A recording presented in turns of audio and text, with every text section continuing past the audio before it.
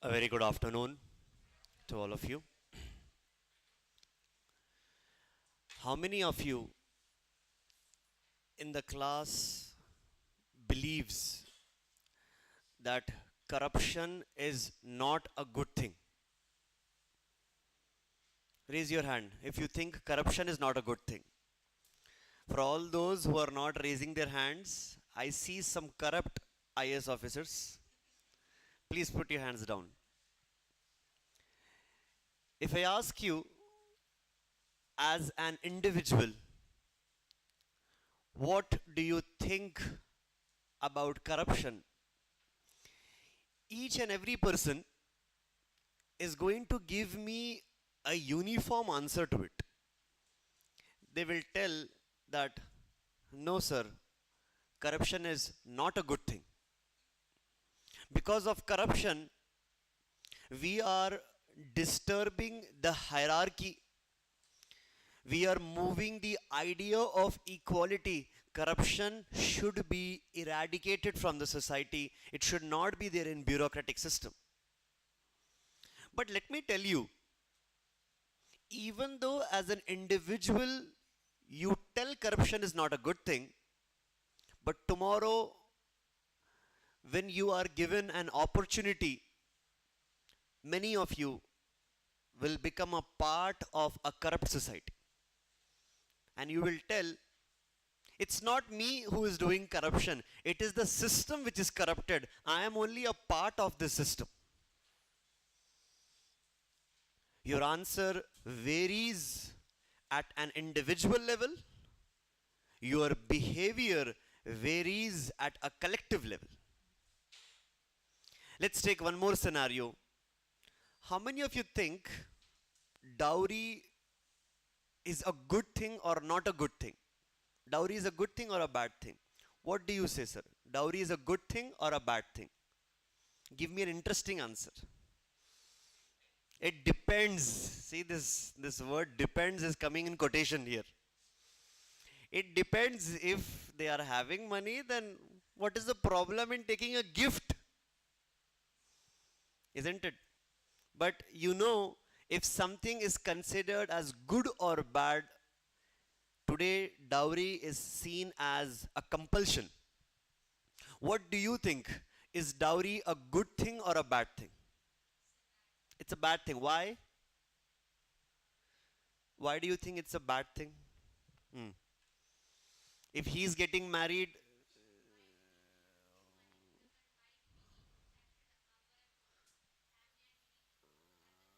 okay, why we should go, like, if you are getting married, why is it like you are giving all your money and hard work to somebody? We are giving your daughter, Mama, don't make it so emotional.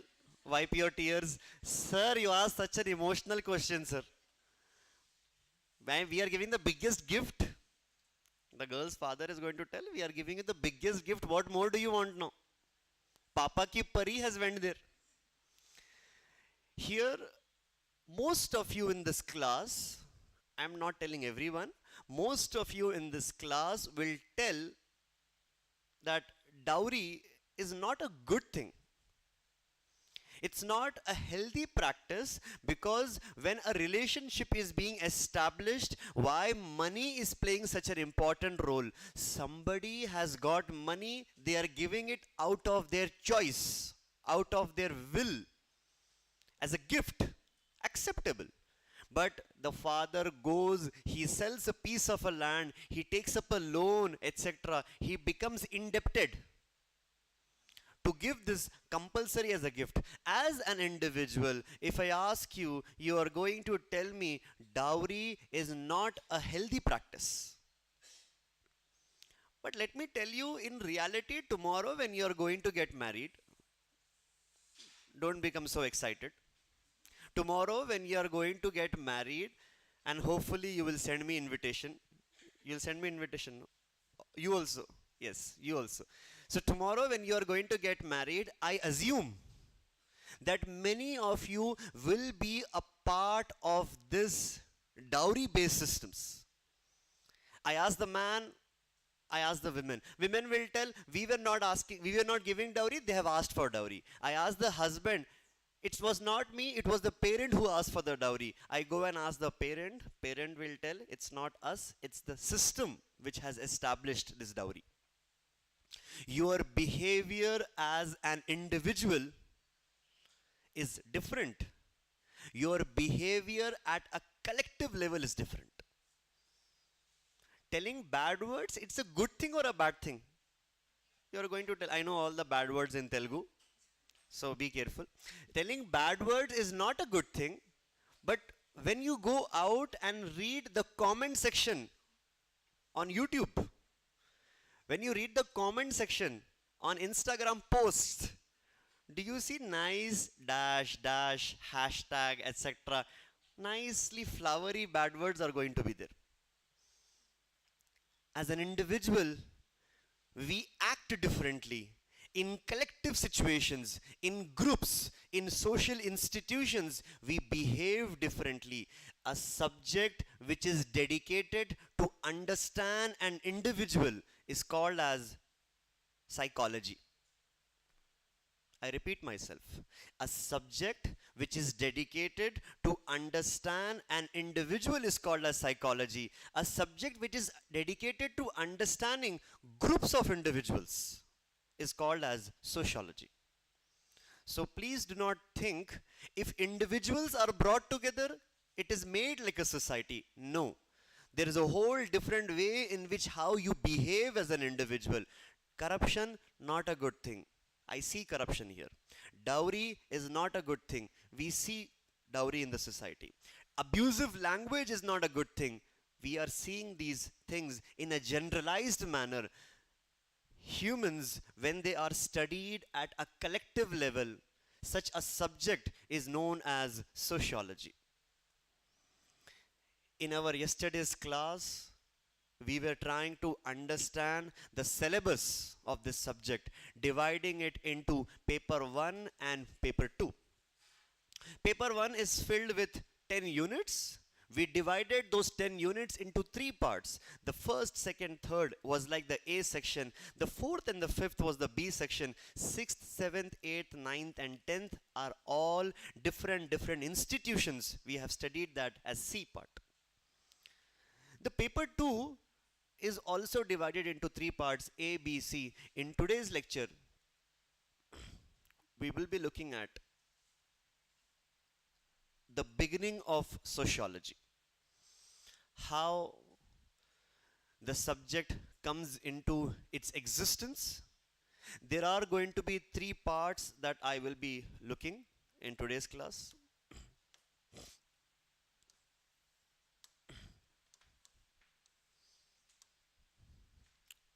The first part is scope of sociology. What is the first part that we are going to talk about? I'll talk a little later. Just let me give you an outline of all the 3 parts. Tomorrow, your parents will ask you, what is the optional subject that you have selected? We are having 52 optional subjects, isn't it? Out of those 52 subjects, you have selected one particular subject. People around you are going to ask the question, why have you selected this? Every time you are not going to tell them, this subject is about understanding of society, such an answer is going to be a very monotonous answer. It's going to be a homogeneous answer. We need to tell some other reasons. We are going to talk about what is the purpose of this subject. What was the necessity that it was felt in 19th century, and to answer those necessities, sociology comes. So we will be talking about some reasons. We will be talking about some purposes, or in a better way, we will be talking about some functions of sociology. Giving an answer, it is about study of society, is not a complete answer. It's just one point. We are having number of points. I am going to discuss only 3 points today. The second is birth of sociology.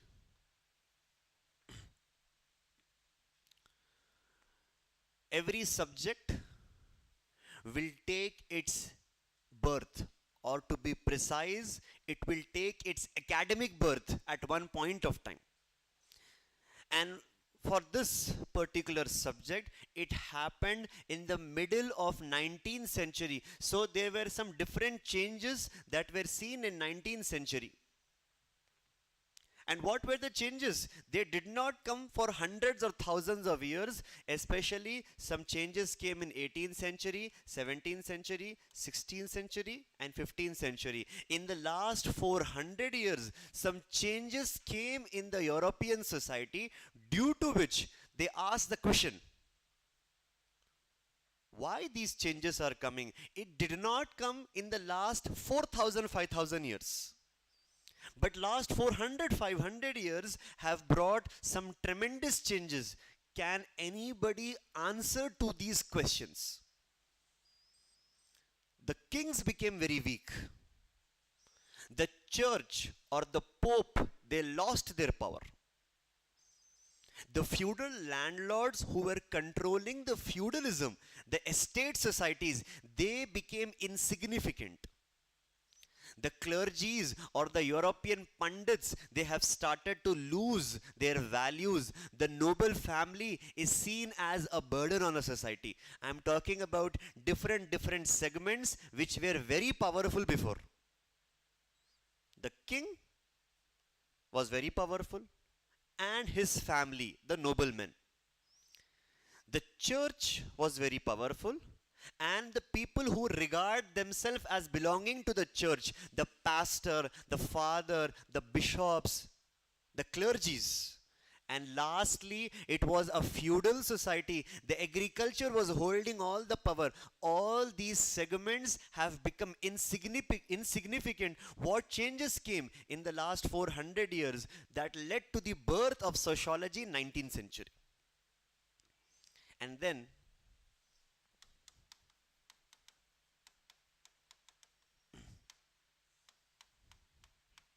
I will be giving an overall idea of what is thinkers, and I will also try to speak about the first thinker. I don't promise, but I will just try to give a little bit of an outline of Karl Marx today. So in our today's class, we are going to be looking into three segments: the scope of sociology, the birth of sociology, or the contributors of the subject. Going ahead, you'll have to take this. I will not be dictating to take a particular outline. So the first part that we are having is the scope of the subject. It speaks about the purpose that we are having. And what is the purpose? These are all the outlines or the reasonings that we are going to mention. Only telling that I am going to understand a society will be insignificant. Apart from this, what are the changes which came in the last 400 years? They will also play an important role, and that led to its birth in the case of 19th century.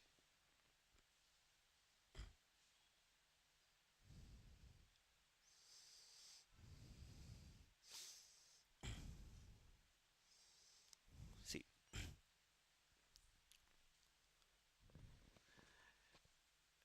in every sociology class, there will be some history that will always be discussed. And there is a famous saying which says, sociology without history and history without sociology are incomplete. If you want the exact quotation, it says, history without sociology is fruitless. Sociology without history is rootless. And if we talk about the history of India, which year the Britishers came to India for the first time? Which year the Britishers came to India for the first time?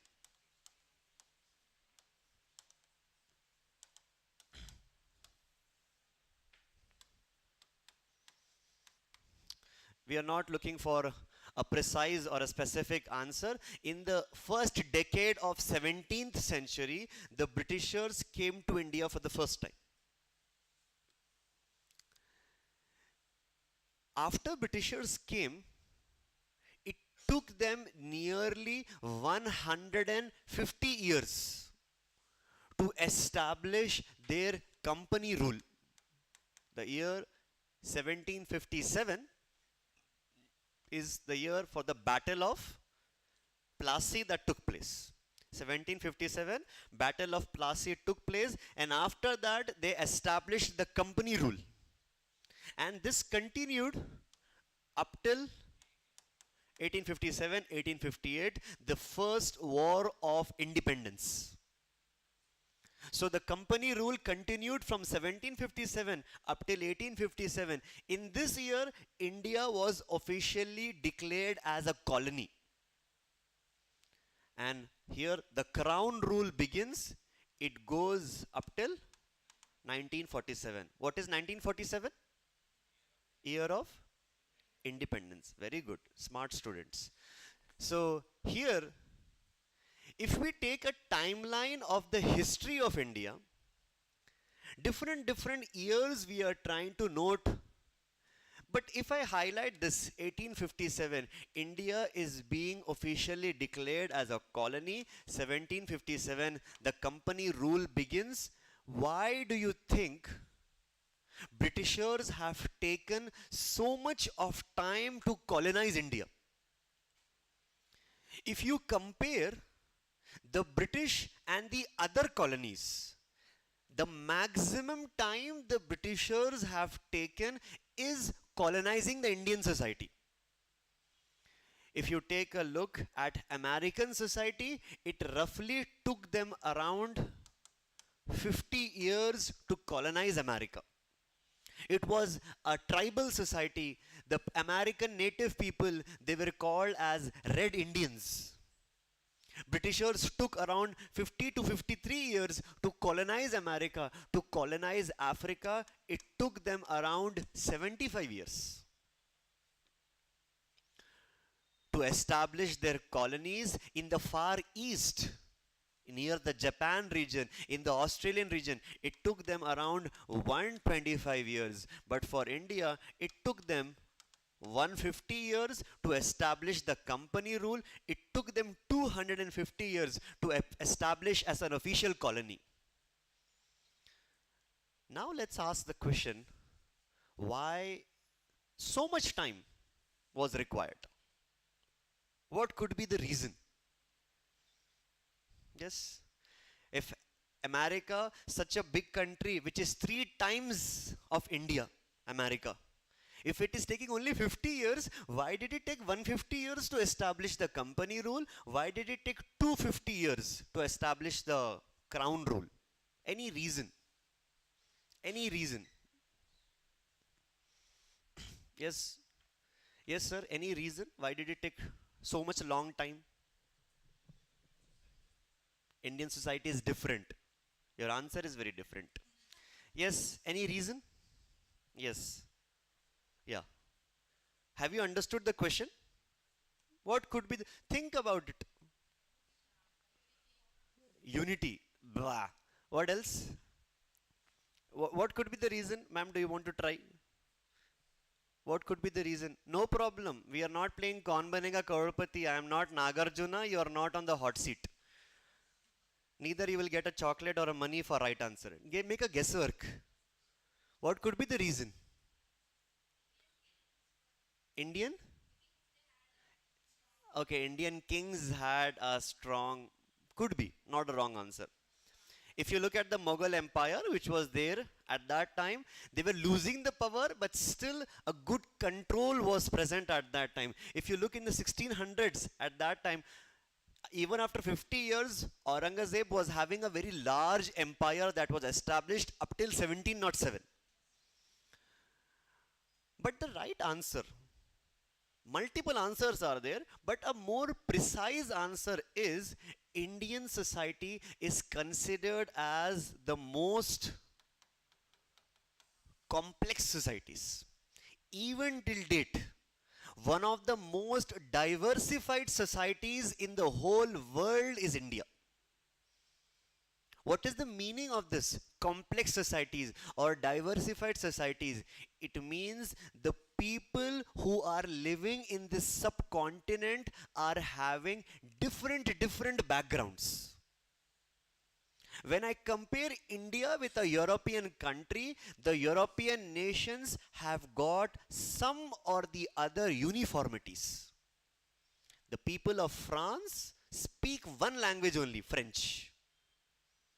The people of UK, they have got a common culture. That is why it is present as four nations come together. They are called as United Kingdom. If I take an example of African societies on the basis of race, the race is Negritos. It's the black communities. The Negritos, on the basis of race, they have come together. But when it comes to India, the diversity is so intense. The diversity is so high. Not even a single factor can bring all the Indians together. We don't have one national language. We have got dozens or hundreds of languages.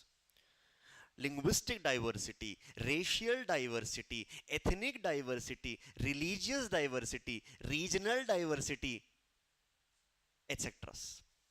All these different diversities has made it so complex that the Britishers have taken a large amount of time to understand it. What is the Britishers that they were trying to do? They were trying to understand the society.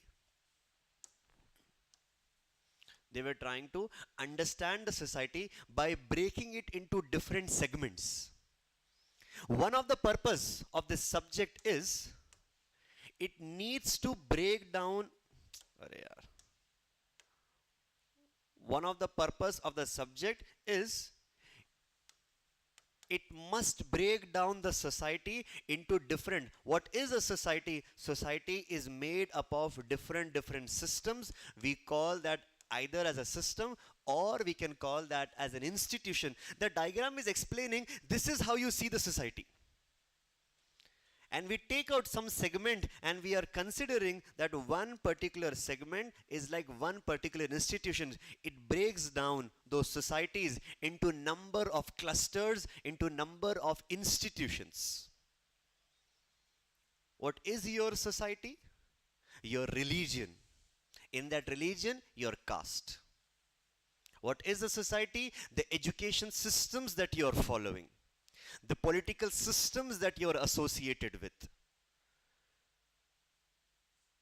The languages that you are speaking.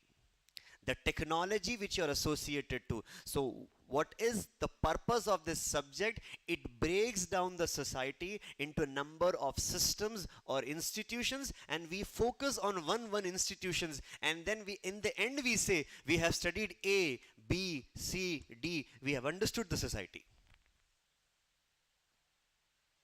So I can write the purpose of the subject is understanding of institutions or society.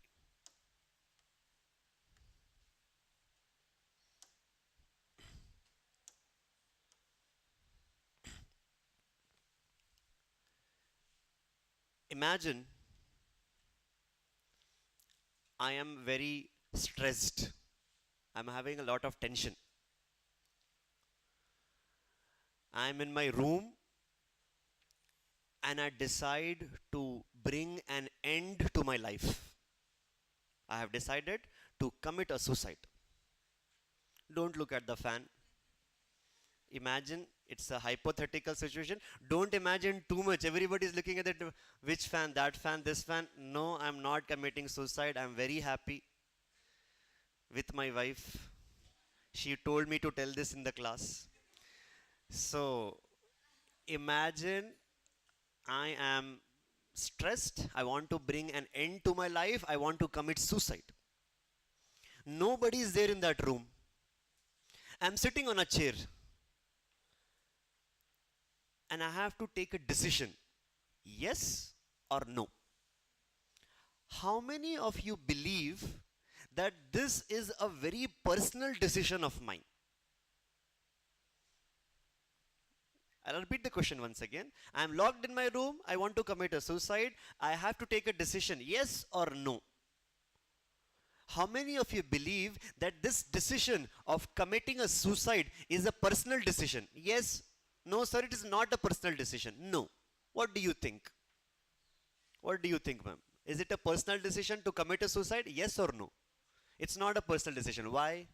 I am in my room all alone. I have got my rope. I have got my fan. It's my wish. Why it is not a personal decision? Okay, so you are blaming it on family only. I didn't say that family is responsible, but okay, anyways, very good guess. Uh, what do you think? It's his personal decision or not? Why? Why do you think it's a personal decision? Yes? Because I only have to choose whether I want to commit. Very good. So I'm getting two different answers over here. One person says that, no, sir, it's not a personal decision. You are connected to your family. You are connected to your society. The society is making you do it. It's not a personal decision. The another person says, yes, sir, you have to decide to hang or not to hang. So it's a personal decision. Both of the points are equally valid. What do you think? It's a personal decision or not a personal decision? It's a, why? Okay. No family will support for suicide, sir. Wife will not come and say, wait, wait, sit down, I will put the rope for you. Relax, you want some tea? Last tea? That cannot be. Yes, sir. What do you think? Why? Why it's not personal? Hmm. That will affect. No, but the decision, is it personal or not? Effect is later on. Is it? It's a personal decision. Anybody else who wants to contradict with that point? He said it's a personal decision. She is telling it's a personal. He is also telling. Anybody who wants to contradict that point, it's not a personal decision, sir. It's not personal. It's not. I'm asking somebody who wants to go in the opposite side. Anybody? Yes. Other people are bring. Can you elaborate that point? Other people will affect him means. Okay, so he's telling, sir, the situation that he is there, it's not because of his personal choice. The society has brought him in that situation. That is why it's not his decision. Society is making him do it. Let's try to understand what the subject believes in this aspect. Sigmund Freud is the father of psychology. For nearly 120 years, psychology was telling suicide is my subject matter. I'll repeat this in another way. For 120 years, the father of psychology, Sigmund Freud, was telling that anybody who commits a suicide, it is a personal decision. Sociology comes and changes the nature of this subject. Sociology says not even a single suicide we can name which is a personal decision. Each and every suicide that takes place, it is on the behalf of social settings. The society will make you commit the suicide. Therefore, suicide is a sociological phenomenon. Moreover, the sociology says the purpose of the subject is to understanding of an individual. And what individual is this? Individual, how they behave in solitary, how they behave in collectivities. This is the same thing that I was telling as an individual when I ask you, what is dowry? Not a good thing. Tomorrow, when you are getting married, you become a part of that system. What do you think about corruption? You are telling me something in a solitary format. As an individual, you're telling me something, but as an individual, you're behaving differently. Sociology wants to understand what is happening inside the mind of an individual. You are thinking, you are thinking that the decision to do civil services, it's your personal choice. You are thinking, sitting in this class, that it is my personal choice to do civil services. The subject says, no, it's not your individual thing. In fact, the society has made you such a circumstances that it has shown you the power of an IAS officer. It has shown you the prestige of an IAS officer. It has recommended you some YouTube shorts. You have seen some Instagram reels. Your parents have pressured you. Your friends around you have told the power of an IAS officer. The movies have been created in such a way. You have watched Race Gurram last night. Today you want to become an IPS officer. Now you have taken the decision. I want to do civil services. In the morning, you get up and you are thinking, I have taken this decision, but the subject is telling no. The society has made you do it. You think you have purchased the smartphone by your choice, but the society says no.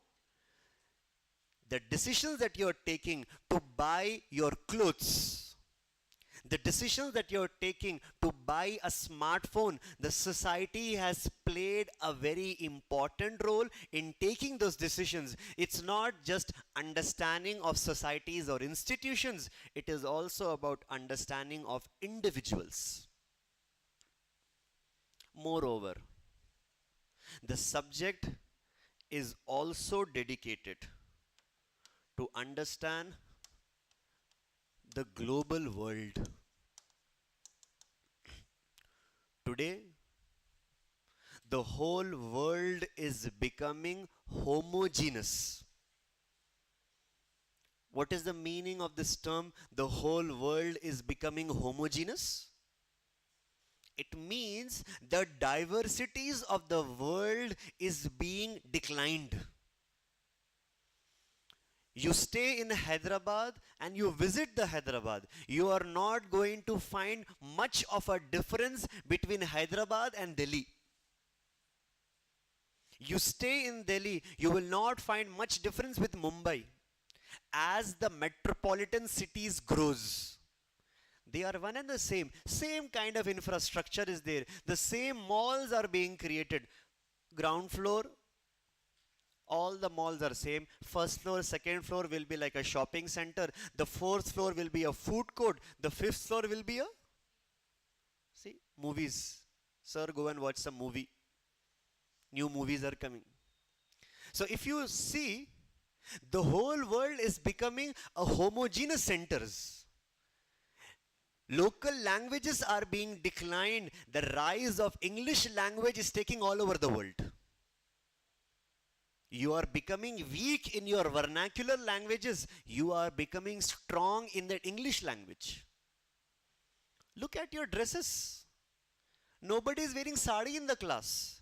Nobody is wearing kurta and dhoti in the class. Your outfits have got westernized. Or at least if it is not completely westernized, there has been a modernization of Indian traditions. I told you, you are wearing a kurti, but on that you will put up a jeans. Here, these are the elements of how globalization is happening. We are trying to understand this global world. We refer that as a homogeneous society, global village, etc. So the purpose of this subject, it can be outlined into three parts. What is the scope of this subject? Understanding of societies and social institutions.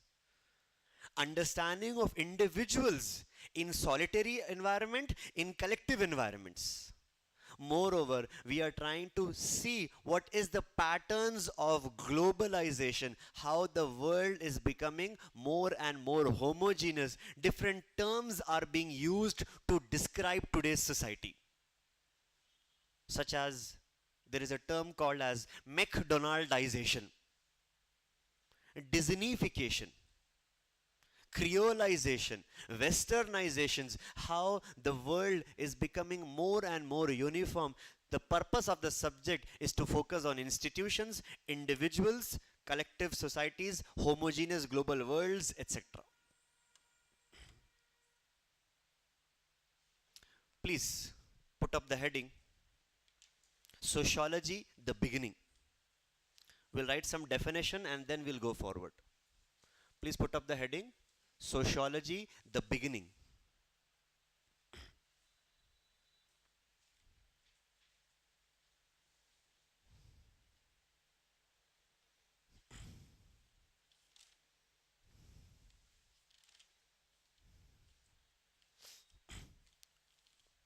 Write down.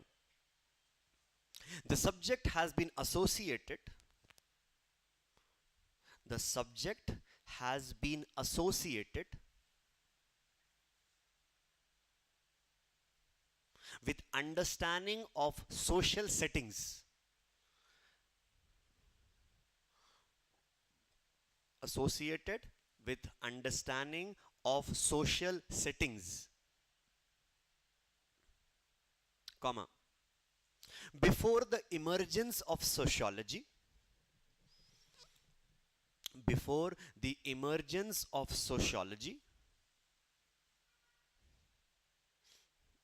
many other parallel disciplines. Before the emergence of sociology, many other parallel disciplines have dedicated themselves. Many other parallel disciplines have dedicated themselves in explaining the trends of society. Dedicated themselves in explaining the trends of society. Full stop. In theological perspective,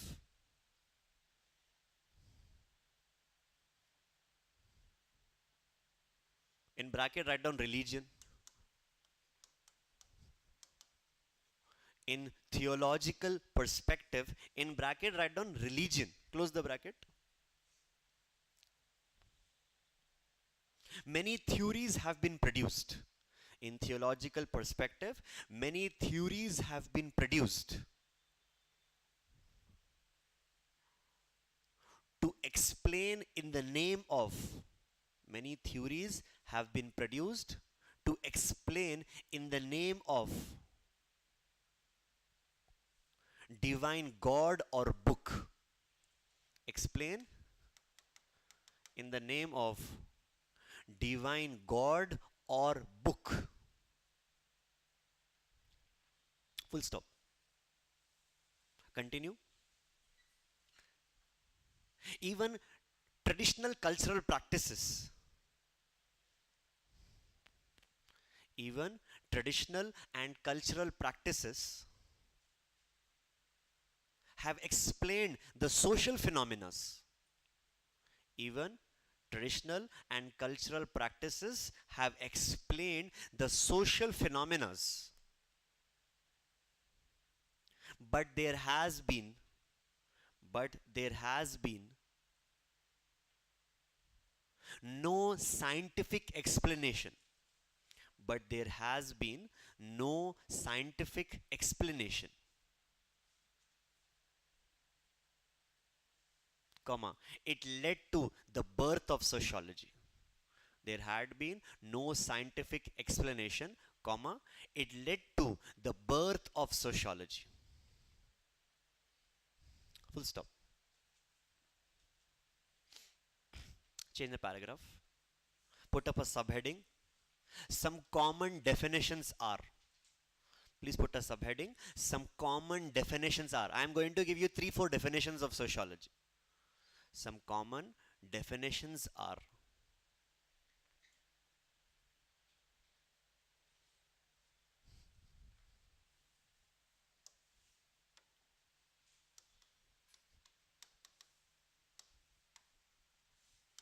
First one, according to Ginsburg, according to Ginsburg, sociology is the study of, according to Ginsburg, sociology is the study of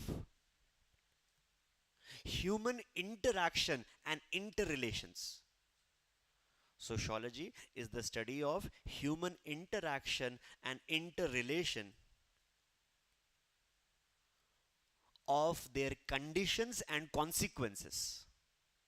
Interaction and interrelation of their condition and consequences.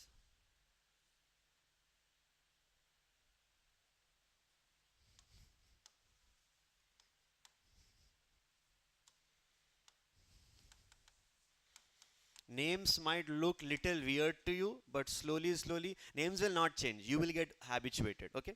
Second one, Ogburn and Nimkoff.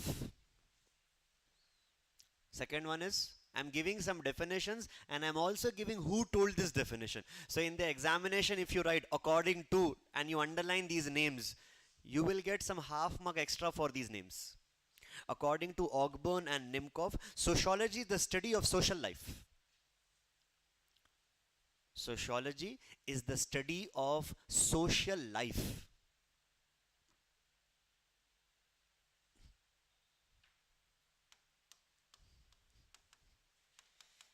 Second one, Emile Durkheim says, next one, Emile Durkheim says,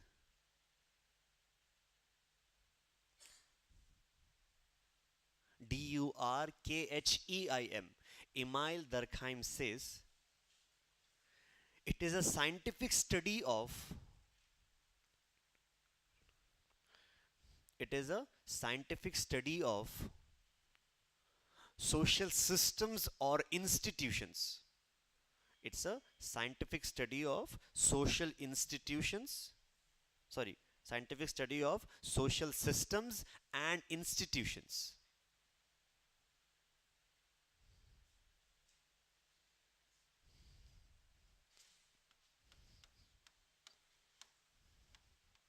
Last one, according to Kimball Young, according to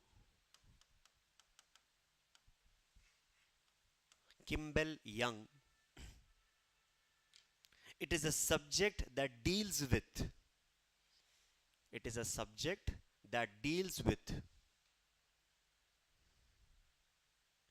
human behavior in collectivity, deals with human behavior in collectivity.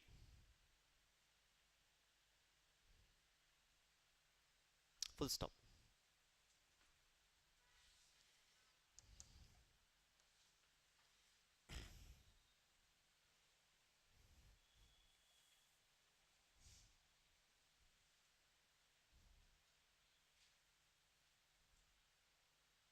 Please put a one more subheading. The scope or purpose of sociology. Please put one more subheading. The scope or purpose of sociology.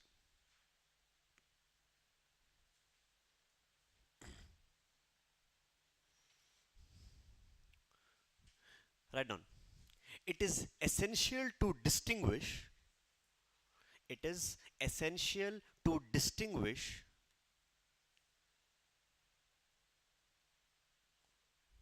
sociology is not associated. It is essential to distinguish sociology is not associated to understanding of an individual, is not associated to understanding of an individual,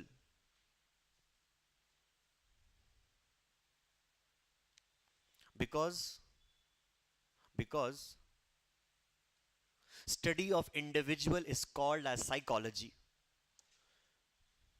because study of an individual is called as psychology.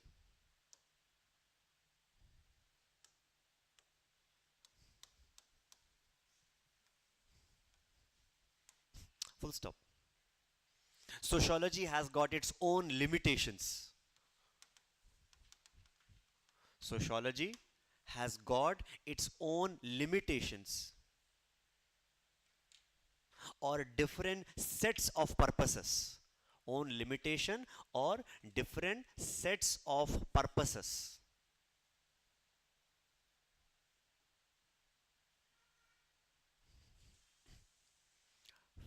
Please change the paragraph. Write on the first point. Different sets of purposes. First one. It is an academic field. It is an academic field to objectively study. It is an academic field, first point, to objectively study the social systems, institutions, Objectively study the social system, institutions, comma, rules and regulations, social system, institutions, comma, rules and regulations, which explains, which explains society in totality, which explains society in totality.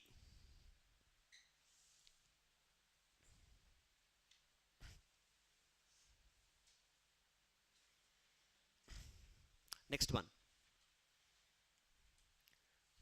It is also distinguished. It is also distinguished to study the human behavior. It is also distinguished to study the human behavior in solitary, to study the human behavior in solitary and in collectivity. Solitary and in collectivity. Solitary means as an individual, collectivity means in groups.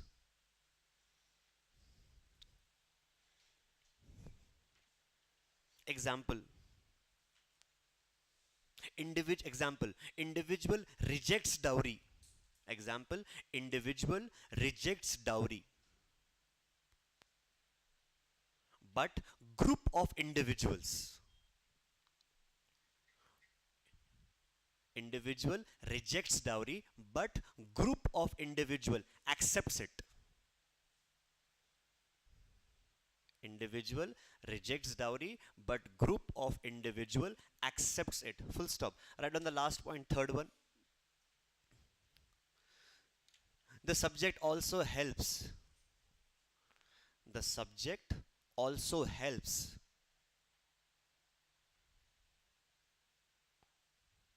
to understand. The subject also helps to understand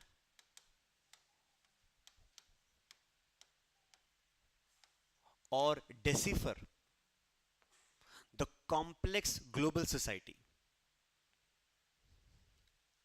Understand or decipher. Decipher means to decode something. Decipher the complex global society,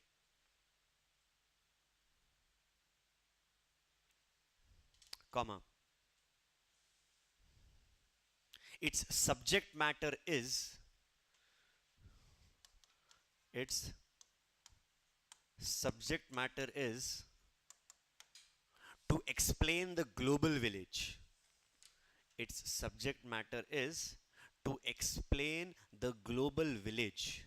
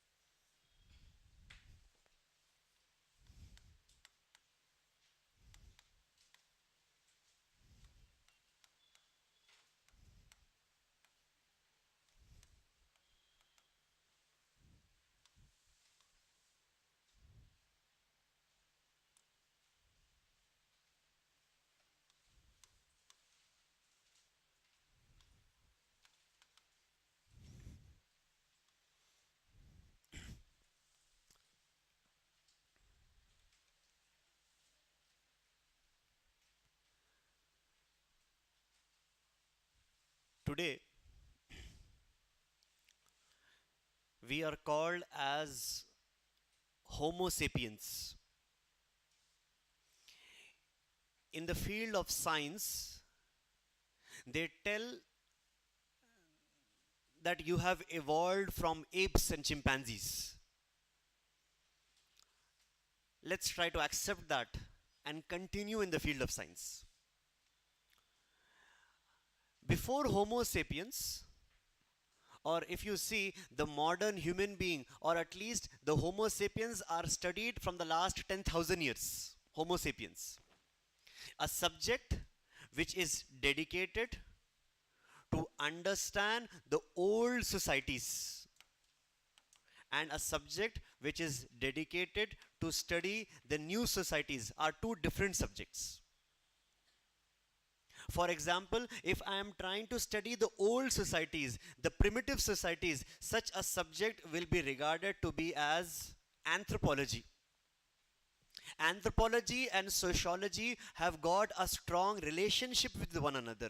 In fact, they are referred as twin sisters. It means they are like counterparts to one another. Sociology was initially treated as a branch of anthropology, but as the modernity increases, so much of subject matter is added into it, it becomes a whole different. So those subjects which are focused on primitive human beings, old human beings, it is called as anthropology. Studying of the modern societies, new societies, it is called to be as sociology. And when the Homo sapiens have produced, they did not bring a large amount of changes in the last 10,000 years. When did the maximum changes have come? They came only in the last 400 to 500 years. Has it ever happened that your parents are telling you, look at the way how the times have changed now? Parents are recalling their couple days, early days. I used to write a letter to your mother. She used to shy and she used to reply.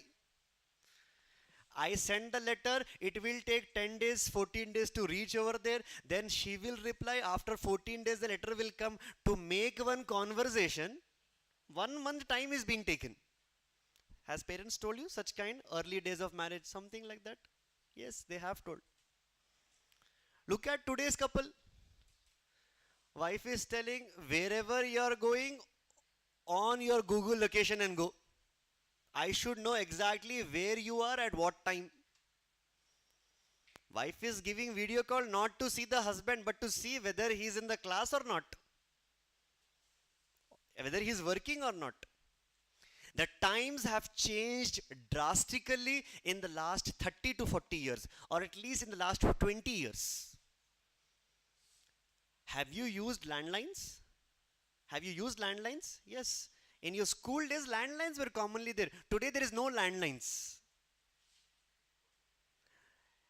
You, in the last 20 years, you have seen a contrast. And this modernity that you are seeing is not older than 300 to 400 years.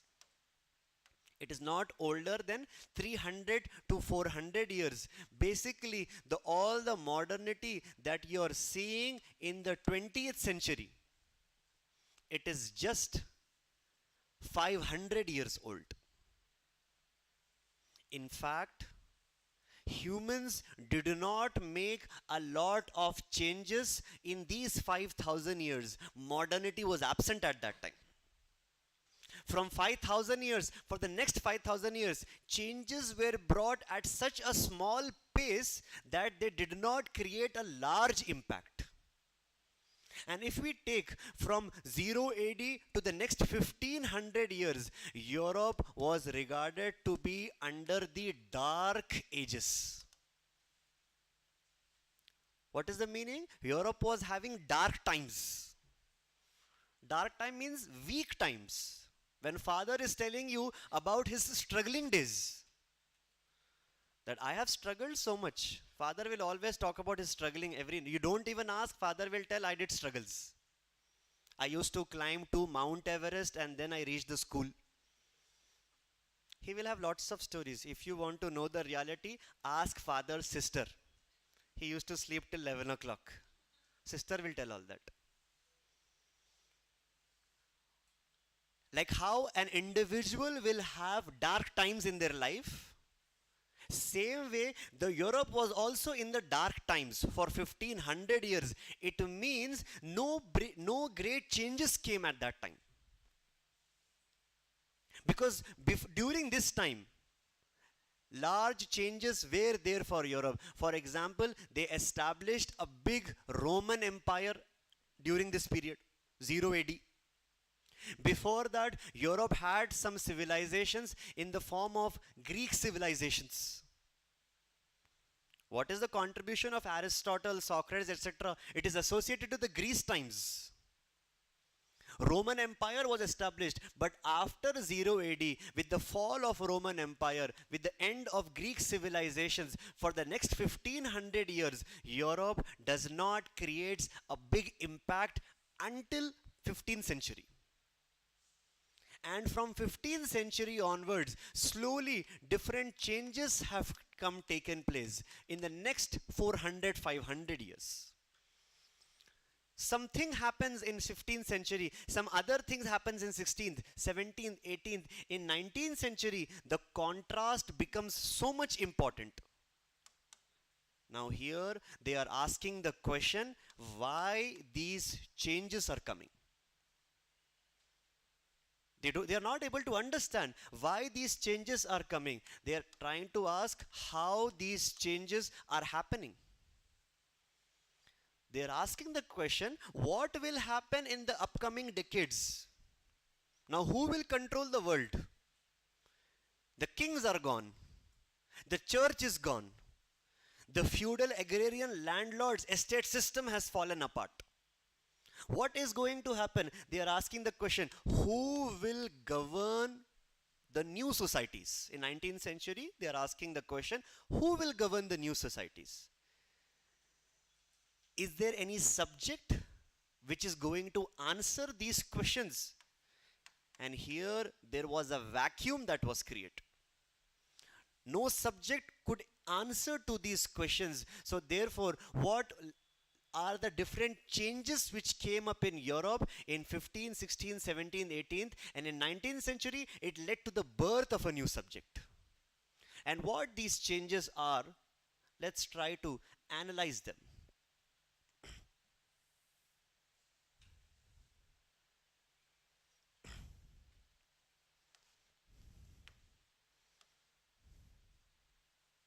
Excuse me.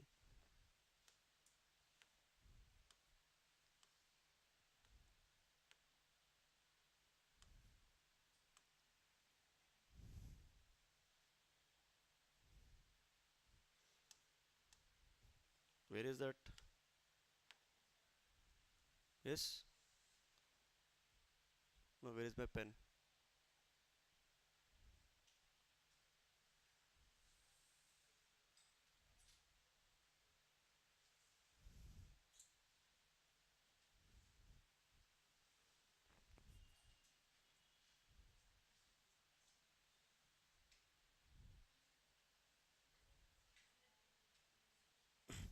See.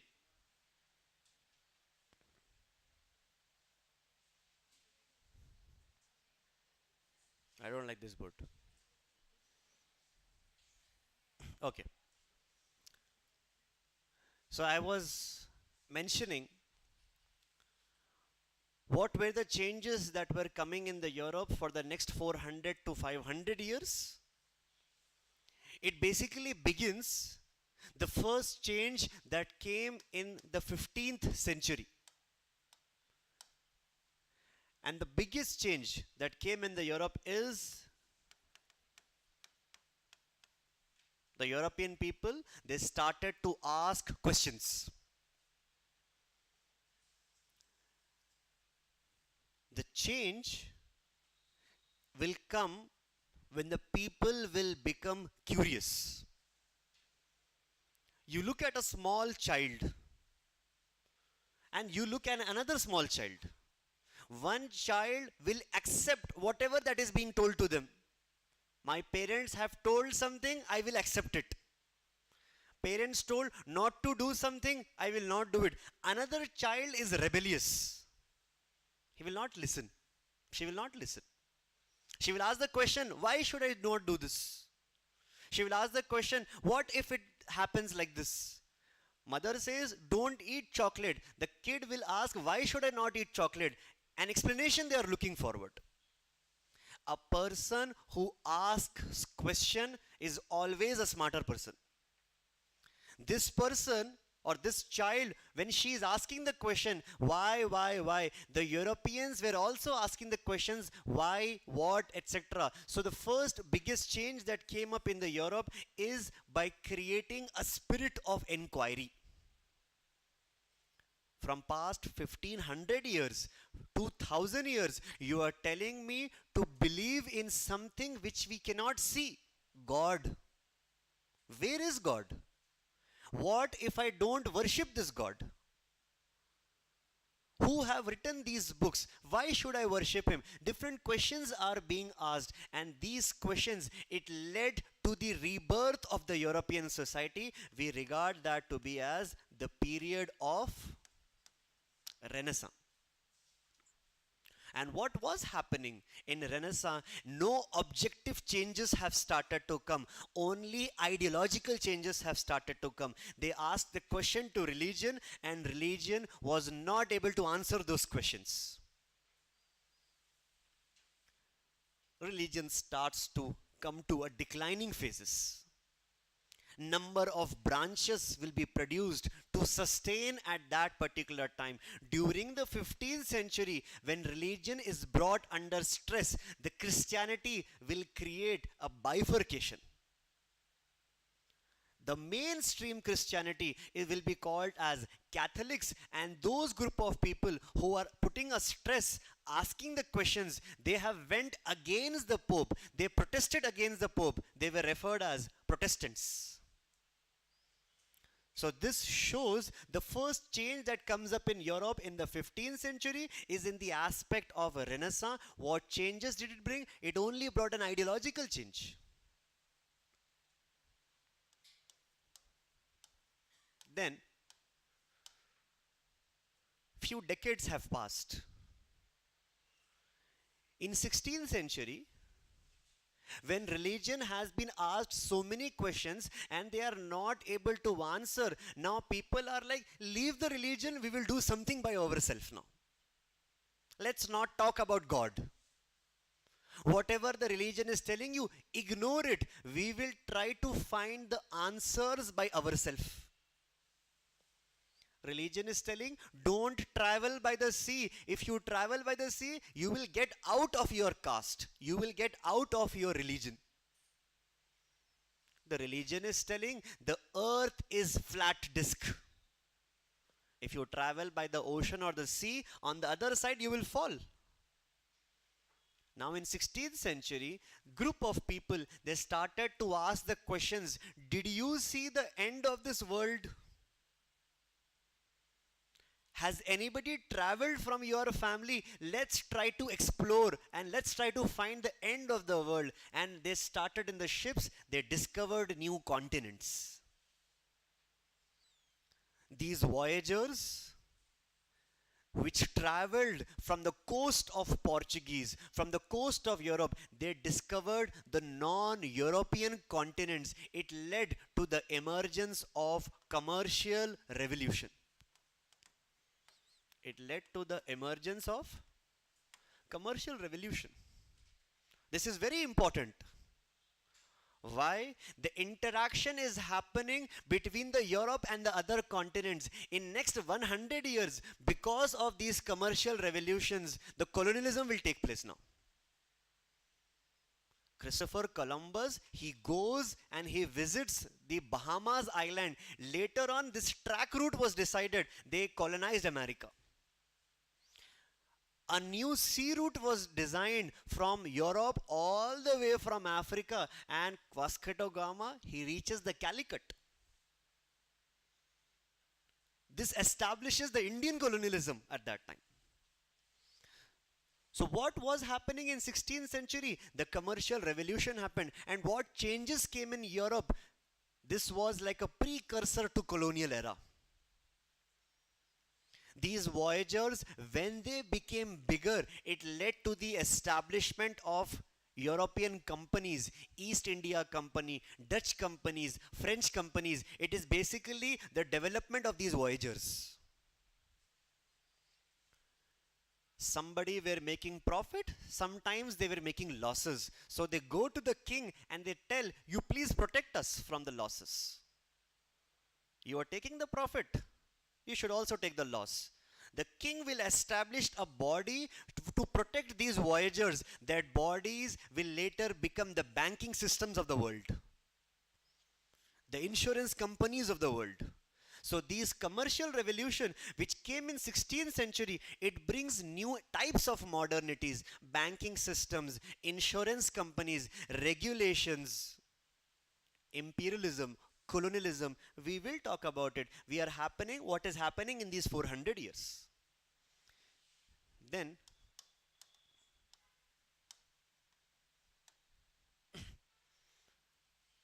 in 17th century, what really happens? See, do you miss your school days? All of us will miss our school days. Lovely days. Do you miss your best friend from the school? Yes, we do, best friend. Don't fight. Yes, everybody will have their best friend from school. You will also become best friends if you stay nicely. But in your 10th class, during your farewell time, did you hug your friend and did you tell them that I will miss you a lot? I don't know what will happen next. Intermediate friends are not that good. 2 years together, what good.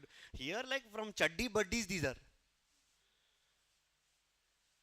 Did you tell to your friend that you are very important in my life?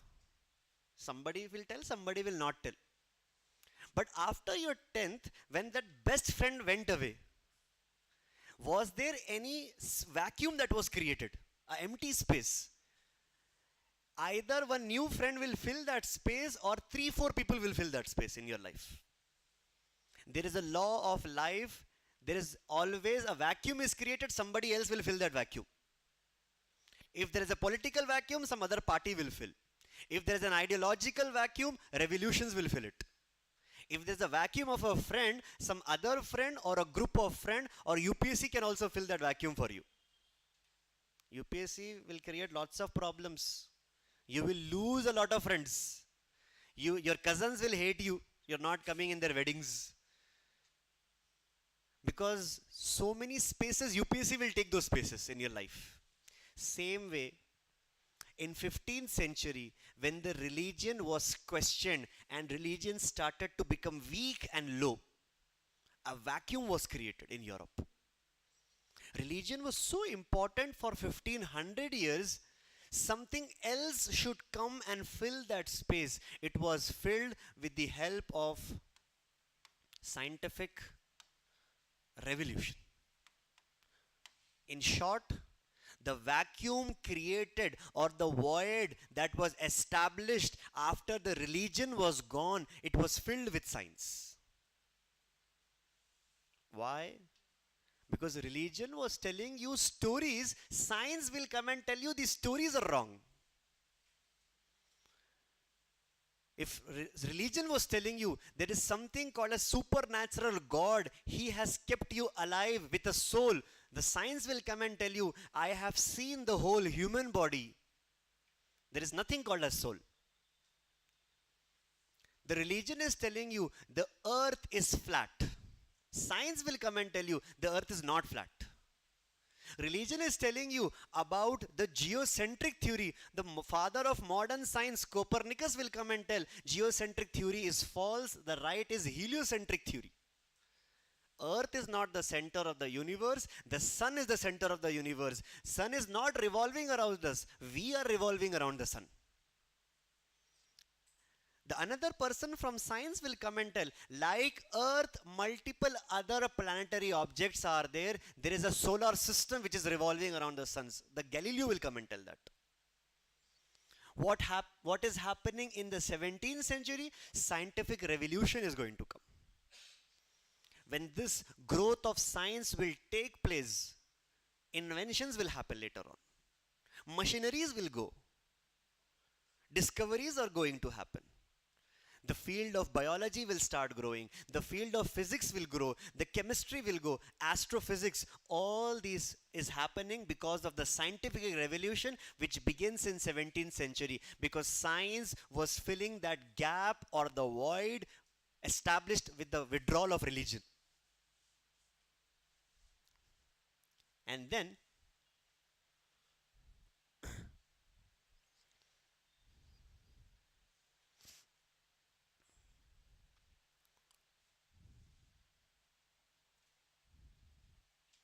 comes the time of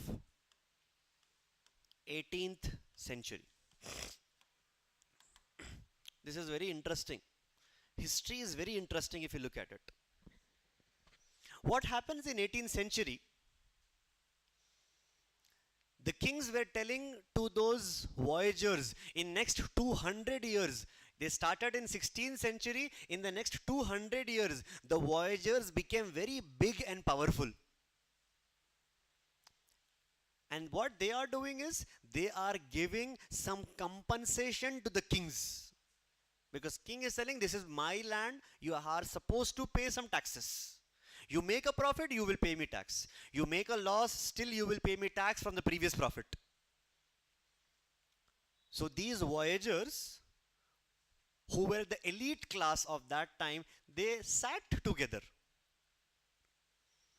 And they say, let's stop paying to kings.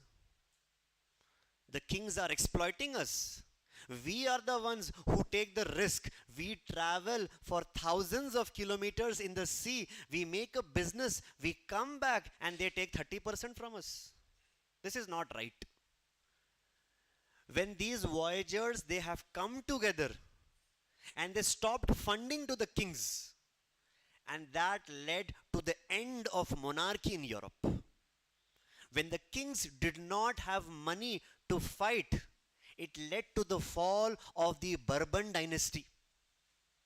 And therefore, what happens in the 18th century, it came in the aspect of French Revolution. What is French Revolution? The European society, it is divided into three estates. The king and his family is the first estate. The Pope, the clergies are the second estate, and 95% of the population who are called as commoners, the common people, in this only the rich people are also there. This is not rich people. This is the king family. This is the clergy, the church families, and the third estate are called as the commoners. They stopped paying money. It led to the fall of the first estate, second estate. The third estate wins. For the first time, democracy enters with the end of monarchies. The French Revolution is playing an important role in 18th century. Why? Because this year is called as the end of feudalism. The feudalism which controlled for 1700 years. That feudalism comes to end in 1789 with the fall of Bourbon dynasty. For the first time, democracy comes up.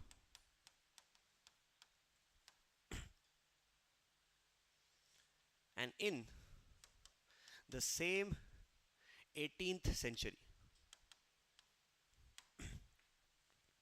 parallelly, at the same time, in 18th century, when these elite class, the voyagers or those people who established company, they are telling, so much of demand is being produced from the other continents. We need to bring humans together to produce. In that, an idea is being introduced. What if we are producing not by the humans but by machineries? And it led to the birth of industrial revolution in the mid of the 18th century. So the year 1750 is called as the year of industrial revolution. Why am I talking this in the last? Because the maximum changes that came in Europe, it is because of industrial revolution. Industrial revolution, it went on going ahead. French Revolution came in 1 year, that's it. But industrial revolution is not like that. Industrial revolution will keep on happening again and again. In 1750, it was the first phase of industrial revolution. 1.0 came, 2.0 came.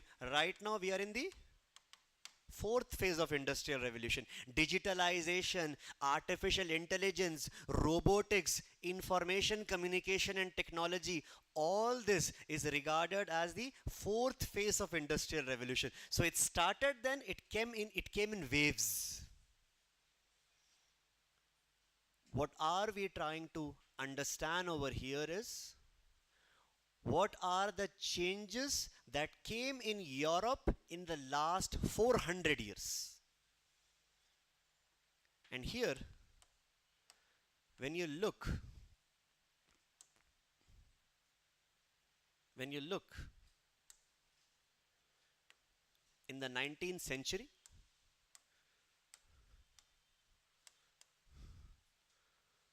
so many things have undergone its transformation. What are these transformation? In the 15th century, what came? The thing that came was in the form of Renaissance. Did it bring any change? Yes, it has brought a form of an ideological change. What came up in 16th century in Europe? It has brought an aspect of commercial revolution. What changes did it bring? It has brought a change in the economic systems of that time. It means money can be produced outside of agriculture. This is the whole idea of commercial revolution. Take your products, go to some other continent, sell it over there, get the profit. Vasco da Gama tells he was making 60 times the profit by selling it in India. So what did commercial revolution bring? It has brought an economic changes in Europe. In 17th century, with the help of scientific revolution, it brought a theological change. It means the religion was changed and the new concept of science was being brought. What happens in 18th century? In 18th century, it led to the emergence of French Revolution. And what was brought in the French Revolution? It brought an aspect of a political changes in Europe. Monarchy was there. Monarchy was exchanged with democracy. So that is a political change that came up. And here, again in 18th century, if we take a look, the largest amount of changes that are still being brought is by industrial revolution. It is regarded as a form of a cultural change. The culture changed. What is the culture? I will speak little later. But look at this. Industrial revolution has brought a cultural changes, French revolution, political changes, scientific, theological, economic by commercial revolution, ideological. All these was bringing an aspect of social changes in the whole of Europe. And the question is coming, is there any subject which can explain all these transformations? This question was asked to the field of political science first. Political science will tell, yes, I can explain you all the changes, but in the dimensions of French revolutions. This question was asked to the field of economics. Yes, it can explain in the field of economics of commercial revolutions. Philosophy is taking that burden, but philosophy will only speaks in the abstract and ideological aspects of changes. Is there a subject which can explain all these transformation? And therefore, in 19th century,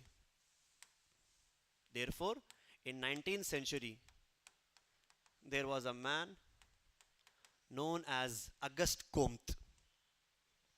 Auguste Comte comes and tells, I want to establish a new subject which is oriented to understanding of the society in totality. And he labels the subject to be called as social physics. He labels the subject to be called as social physics because he strongly believed in science. So he labeled it as physics. Later on, some challenges were thrown to this name. He rejects and he removes this name and he labels the subject to be called as sociology. It happened in the 19th century. So, as we see,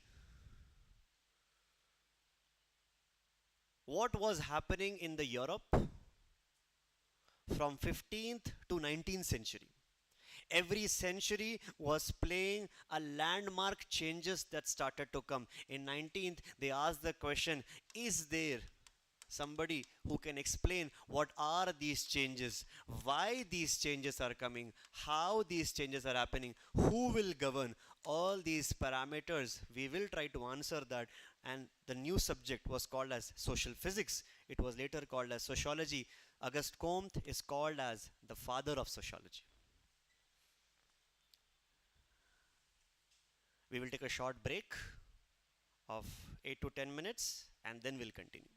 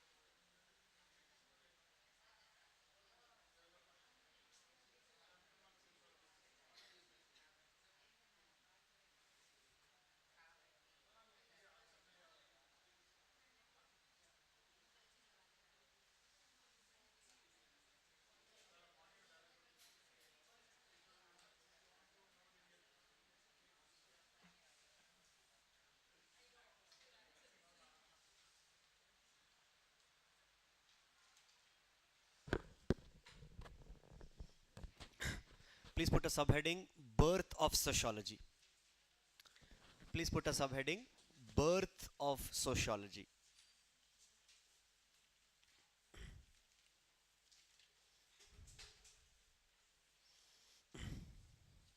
In 19th century, in 19th century, the European modernity, in 19th century, the European modernity has touched to its peak. In 19th century, European modernity has touched to its peak.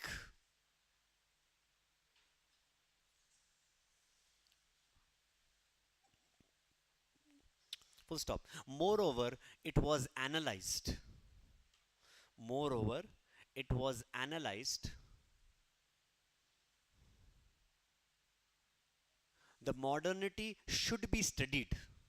It was analyzed. The modernity should be studied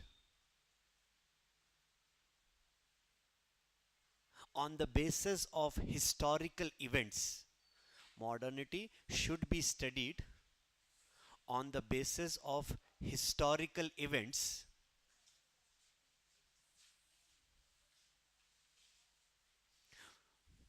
Please settle down yourself.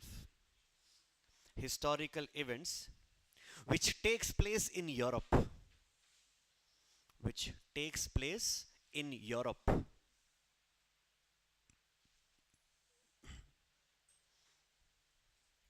Full stop. Due to the contribution of due to the contribution of Auguste Comte, due to the contribution of Auguste Comte, who is regarded as father of sociology, due to the contribution of Auguste Comte, who is regarded as father of sociology,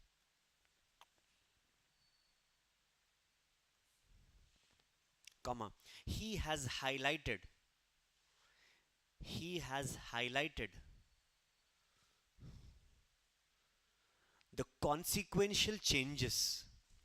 He has highlighted the consequential changes within few decades. Consequential changes within few decades. Full stop. Within few decades. Full stop.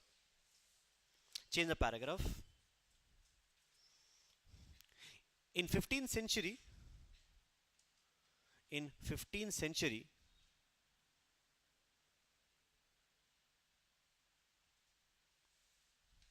Europe had undergone an enlightenment period. In 15th century, Europe had undergone an enlightenment period.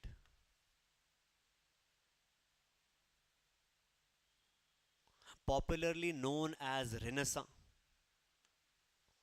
Enlightenment period.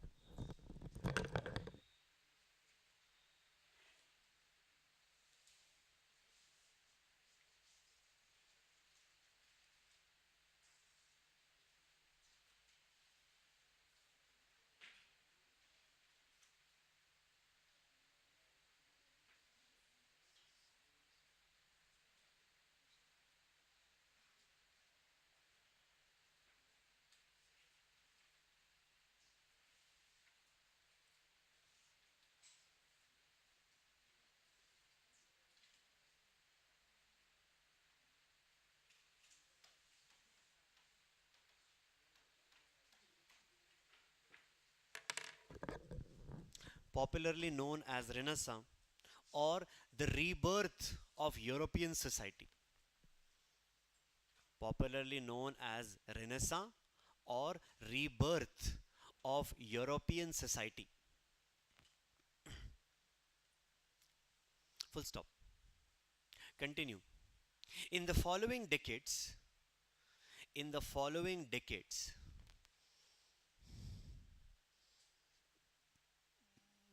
the agrarian economic system, in the following decades, the agrarian economic system was also being saturated. Agrarian economic system was also being saturated.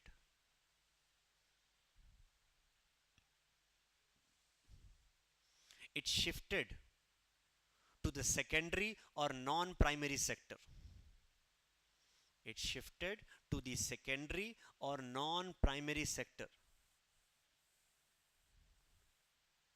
notably seen as commercial revolution.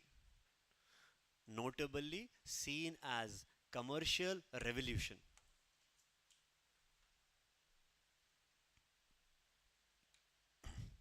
Full stop. Please change the paragraph. Due to the reformations in European society, due to the reformations in European society, religion sees a significant decline. Reformation in European society, religion sees a significant decline,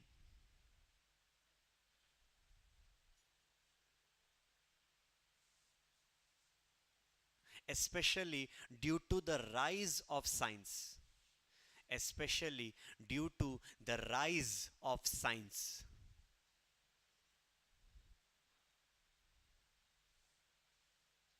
Full stop. Many scientific contributions and theories, many scientific contribution and theories had falsified. Scientific contribution and theories had falsified the religious dogmas, had falsified the religious dogmas, and it led to a scientific revolution. And it led to a scientific revolution.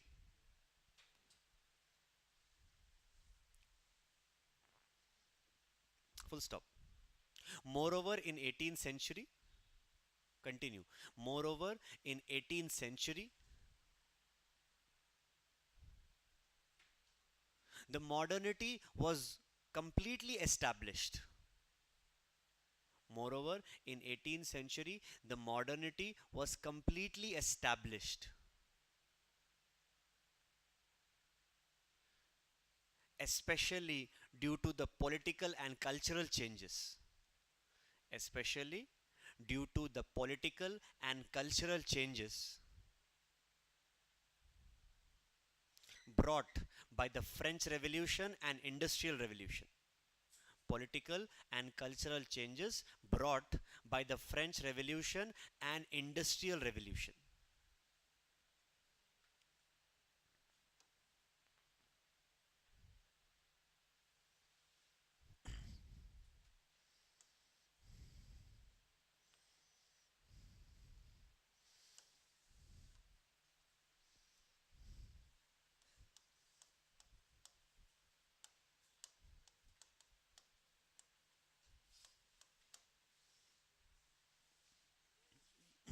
See, if I ask you, don't write that line, okay? If I ask you, what is the meaning of modernity? How do you want to define it as?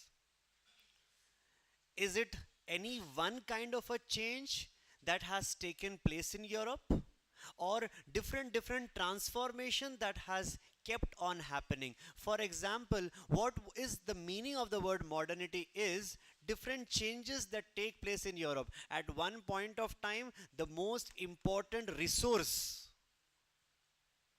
has undergone a transformation. The political system which was there, that has undergone a transformation. Here I am going to be writing all the things which were previously established. On the other, I am going to write what are the things which comes later on. The resource has changed. The political system has changed. The economy has also undergone a lot of changes. The way how the people have resided, that has also undergone some changes. The value system overall, it underwent a transition. What is the meaning of all these points that we are writing? We are trying to see that how 19th century is actually different from the earlier time of 15th century. The most important resource that was controlling the Europe at the time of 15th century and before that was the element of land. Land was very important. Only on the basis of land the wealth was being produced. Now here we get to see the primary resource is not the land, but rather it has become the machines. Land has lost its significance against the machineries. What was the political system? The political system was present in the form of monarchy. A new political system that comes up as a contrast, it is the establishment of democratic systems. What is the economy that is present over here? The economy is around agriculture. It is seen to be as feudalism. Agrarian political system is there. Now here the machineries are the ones which are going to produce. The factory system is going to run the economy. So the new economic system that is getting established is the capitalism, or it is associated to the factory systems. The economic transition is happening from feudalism towards capitalism, from agrarian systems towards factory systems. This is the primary sector of the economy. It leads to the birth of secondary sector of the economy.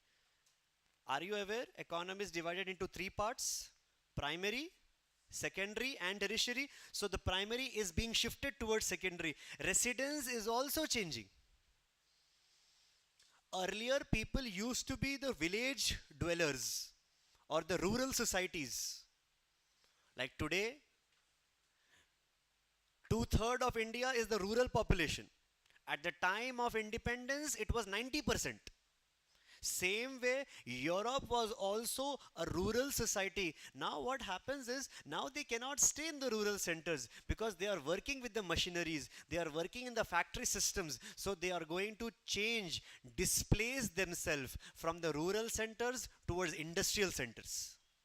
And when this industrialization will expand further more and more, it will bring urban centers. So the residence will change from rural towards urban dwellings. And the most significant change that comes is in the value systems.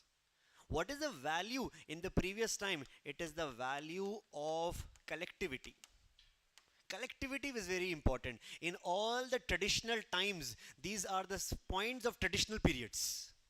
In all the traditional times, collectivity will be very important to people. You go to a tribal society, they will talk about collectivity. My tribe, my identity is with my tribe. You talk about a village society, they talk about collectivity. Our panchayat systems, my caste, my joint families, my village, my ethnicities. So all the traditional societies is always based on collectivities. And the value system will transform. It will go from collectivity towards individuality. Here, these societies will always highlight the element of we. Here, these societies will always highlight the element of me or I. Individuality is very important, or it is the central feature. It is my choice. It is my free will. I want to go somewhere, I will decide whether I want to go. I want to vote, it is my choice to whom I want to vote.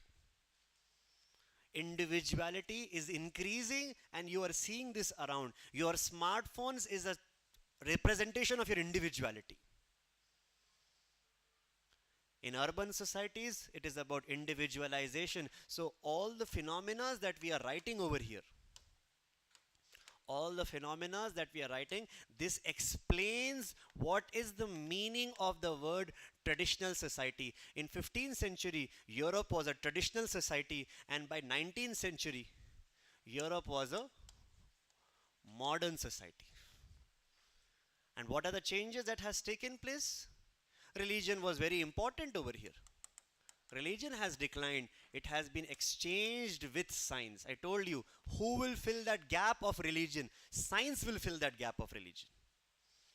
It's all a contrast that we are trying to take place. So what happens in 19th century? Auguste Comte and his contemporaries. Who are his contemporaries? Saint Simon, Herbert Spencer, Emile Durkheim. They are the contemporaries of 19th century, and they are saying this is what has happened as the changes in Europe. And the question comes,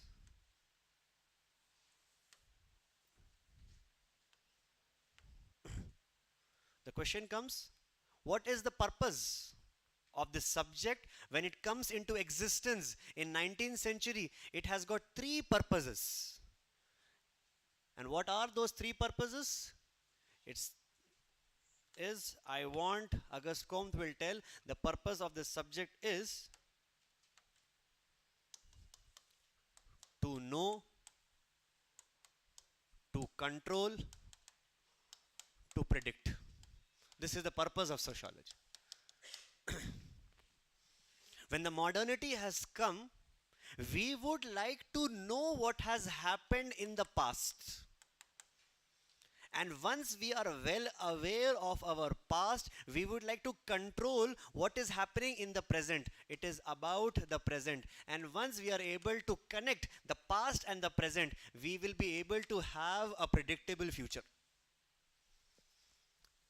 So therefore, what led to the emergence or the birth of sociology are some consequential historical events that take places in 15th, 16th, 17th, 18th century. In 19th century, all the changes that we have highlighted that comes place, it's creating a contrast from 15th to 19th century. All the changes that comes up, he says the purpose of this subject is to know, to control, to predict. We will write that in quotation. He is talking about the past, present, and the future of society. Please change the paragraph and write down. After the emergence of the subject, after the emergence of the subject, a scientific temperament was required. After the emergence of the subject, a scientific temperament was required. Because all the other disciplines,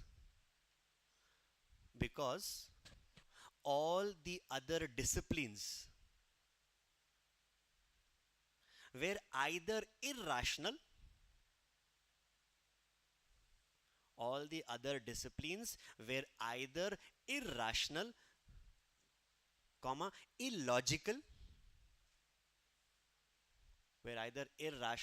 illogical, or the element of objectivity,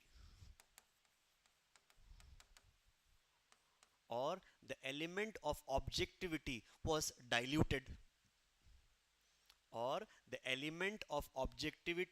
diluted,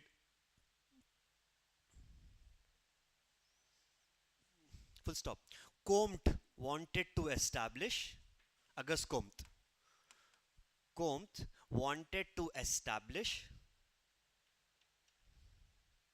a scientific way of studying the society. Comte wanted to establish a scientific way of studying the society,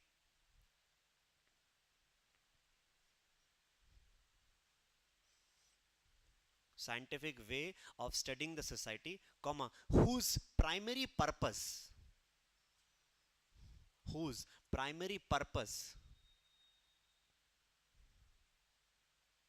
to know, to control, to predict the social surroundings, whose primary purpose is to know, to control, to predict the social surroundings.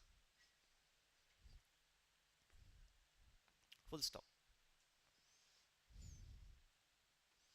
Primary purpose is to know, to control, to predict the social surroundings.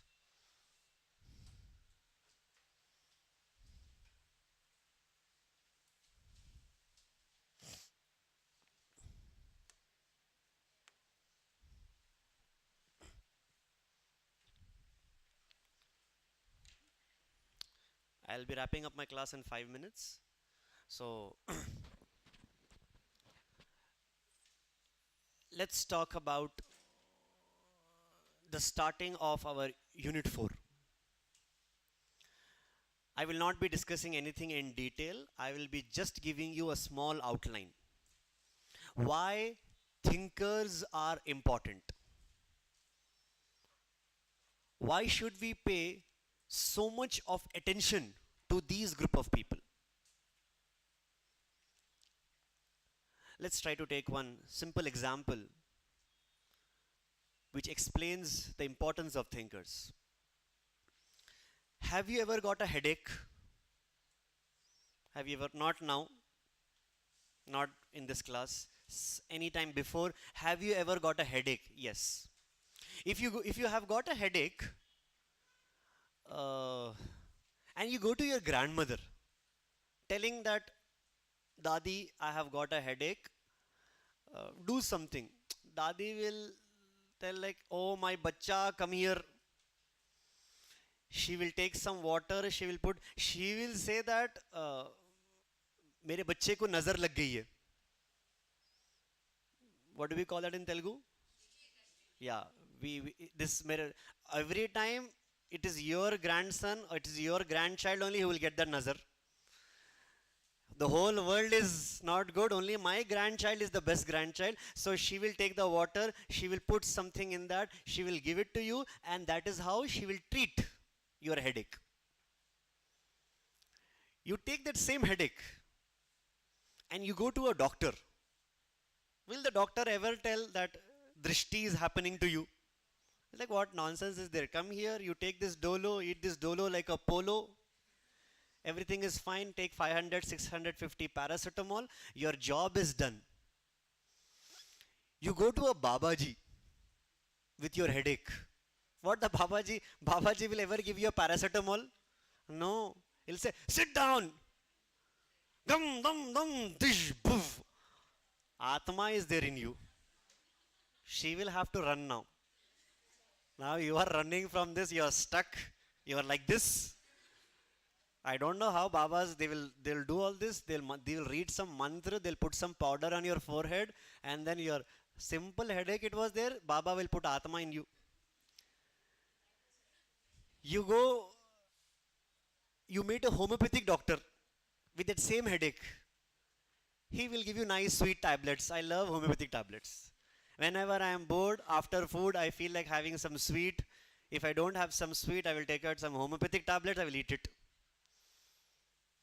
If you go to a best friend that I have got headache, friend will not say anything. Come here, we'll go to the dabba. Nice 18 rupees tablets is there.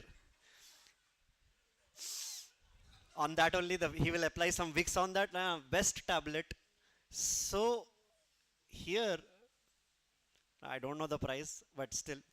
So here we get to see that for one headache, there are so many different views or dimensions we can add to it. The same way, our society is also filled with so many different dimensions. And every dimension is very important because that particular aspect will help you to complete a holistic understanding of the subject. All these thinkers, they are not unique. All these thinkers, they are not unique to this subject. In fact, if you look in every field, there are going to be some thinkers. For example, if I'm studying the field of physics, I cannot skip Isaac Newton and his contribution in the field of physics. I cannot ignore what is Albert Einstein trying to tell. There are some important contributors in the field of physics. So does there are some important contributors in the field of economics as well. Adam Smith is the father of modern economy. He's talking about wealth of nation, invisible hands, demand and supply, etc. Economy has got some important contributors. So does the field of political science as well. Different political philosophers are talking about political theories. One philosopher will come and add only one dimension. Today we are not paying a lot of attention, but multiple political philosophies have come together. That is why you are having the modern and the liberal version of democracy. Montesquieu has served his life in creating the concept separation of power. Rousseau has dedicated on the concept of free will. John Locke has dedicated himself to speak about life, liberty and property. Therefore, political science is made up of number of contributions. Same way, sociology is also constructed by these political philosophers. One person in this is only adding an economic dimension,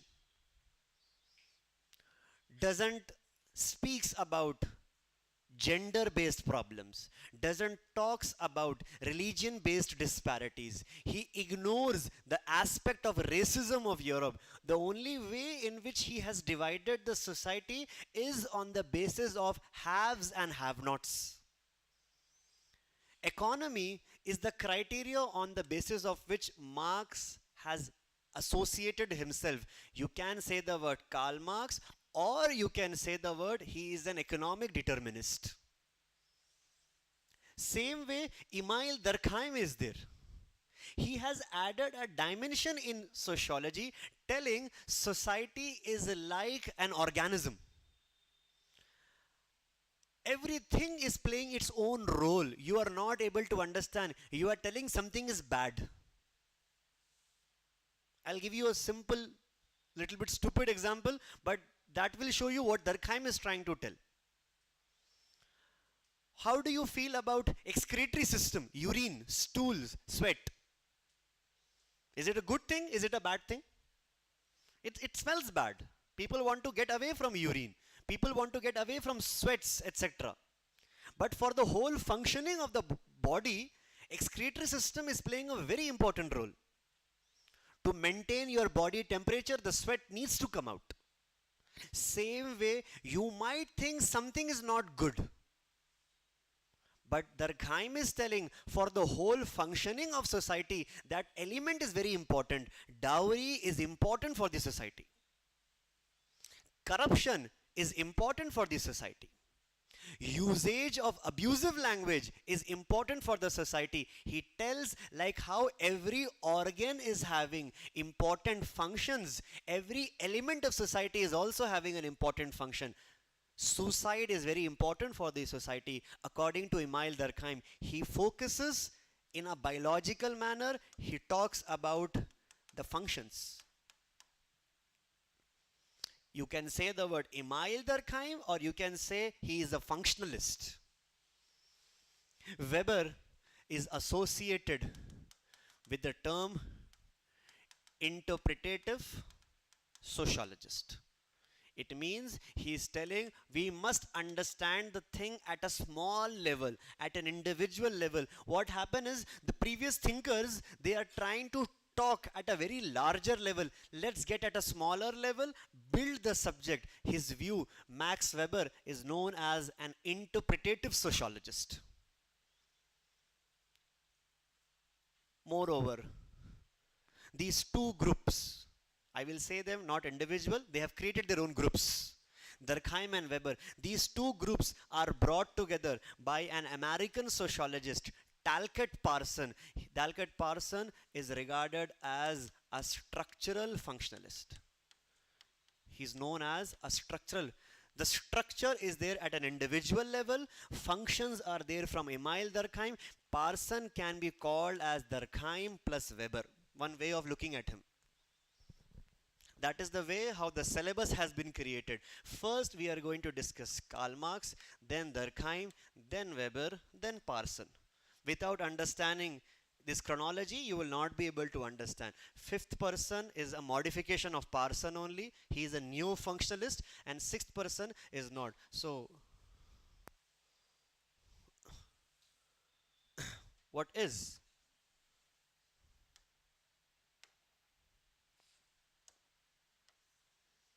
the contributions done? Excuse me. Thinkers can be called to be as the social scientists. They can be known to be as the philosophers. They can be called to be as the contributors. Or I cannot ignore Newton in physics. I cannot ignore Smith in economics. I cannot ignore Friedrich Leuterbach in the case of religious theories. Same way, these people that we are going to study as thinkers, they are called to be as the founding fathers. So different terminologies can be used. All of them are simply called to be as. They have their own thought process. That is why their thought process is unique. That is why they are called to be as thinkers. The first thinker that we are going to be talking about will be Karl Marx. What is Karl Marx? What are his contributions? What makes him as an economic determinist? What is the theory of communism, alienation, etc.? We will look into this topic into our next class. So, in our today's class, what have we done? We have divided our lecture into three parts. First, we speak about the scope of sociology. What is the purpose of this subject? Understanding of society and the social systems. These are different social systems that we are having. We are trying to understand an individual in a solitary environment, in a collective environment, understanding of global world, etc. Then we talk about the modernity of Europe, changes that came in 15th, 16th, 17th century, changes that came in 18th century. What are these changes? This was the Renaissance. This was the commercial revolution, scientific revolution, French revolution. The king is being killed, guillotined. Industrial revolution is there. And then just a brief outline of what we are having regarding the thinkers. What is the contribution of Marx? We begin with our unit 4 in our tomorrow's class. I'll see you tomorrow at same time. Have a nice day.